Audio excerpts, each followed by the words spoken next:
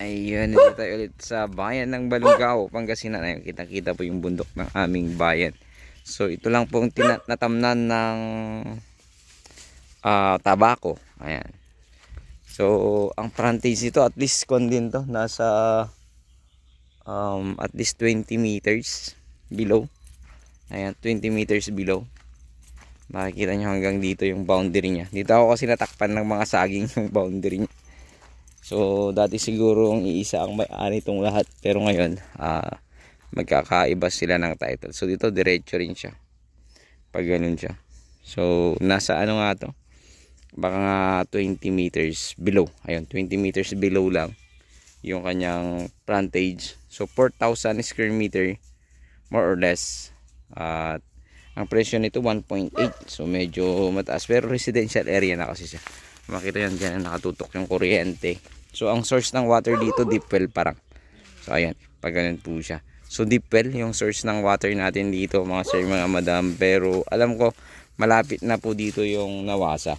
So dyan siguro sa Kabahayan, wala pa sigurong nagpaano dito. So kasi wala pa akong nakikitang Nawasa eh. Pero tatanong natin. So ayun, ulitin ko, bayan ito ng Balungao, Pangasinan. So ang sukat nito ay 4,000 square meter more or less, at meron siyang 1.8 million na presyo. So pangalan naman ng seller natin, sabi ng kausap natin dito.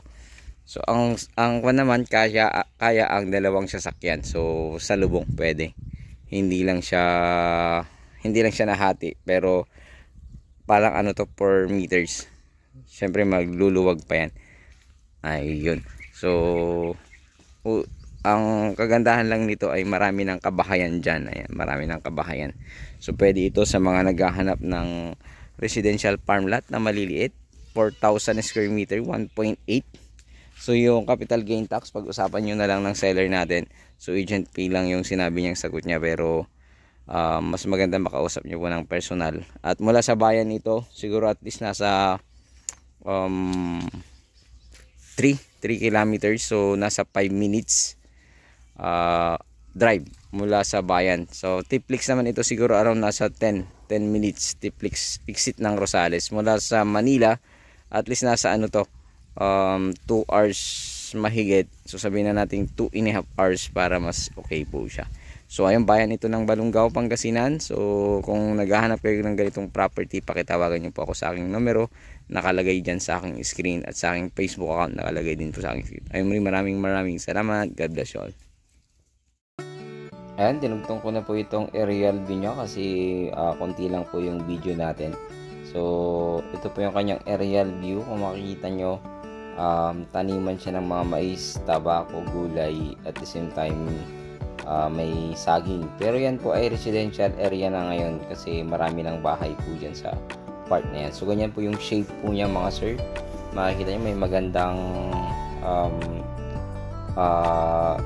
ano tawag dyan, bakasyonan yung sa malapit niya. Ayan, rest house na nakabili din dyan. Dayo rin po yung nakabili dyan mga sir, mga madam. Ganyan po yung ginawa po niya.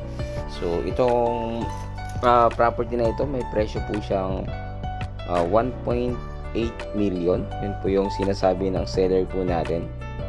So negotiable. Sa personal siguro makatawad tayo mga sir, kasi sabi niya 1.8 million. Hindi niya sinabing negotiable. At the same time, mapag-usapan na din po yung about sa capital gain tax. And syempre yung agent fee ay sagot naman po niya mga sir. So ayan po, ay yan po yung kanyang likod mga sir. Makikita nyo, flat area talaga siya. Wala po siyang palalim or anuman na malapit sa irigasyon o creek. Pero may creek din po dyan na malapit sa part na yan, pero hindi po siya sobrang lapit mga sir. At the same time, marami na po talagang kabahayan dyan, at malapit po sa elementary school po ito mga sir. So kung siguro mga at least 500 meters more or less from elementary school, or mahigit na 500 meters. So from town proper po yan ay dun kasi yung National High School. So nasa at least 3 kilometers below from town proper. Dun kasi yung National High School. From SM naman po to mga sir, mga madam, mga 10 minutes nasa SM Rosales ka na po. So from Tiplex ganun din, 10 minutes more or less from Tiplex exit ng Rosales, Pangasinan. So ayan po, makikita nyo, maganda po siya na gawing residential farm lot. Kasi noon ay mga tanim lang po yan ang mayroon, pero ngayon marami na pong bahay po dito sa part na ito. At the same time, along cemented barangay road po ito, kaya maganda po siya mga sir. So para ma-appreciate nyo po ay mabisita nyo po ito mga sir. At ulitin ko, 4,000 square meter more or less. Hindi ko kasi nakita yung title, so hindi po pa naibigay ng source natin mga sir, mga madam. So ayan po, sana ay magustuhan nyo po. Bayan po ng Balungaw, Pangasinan.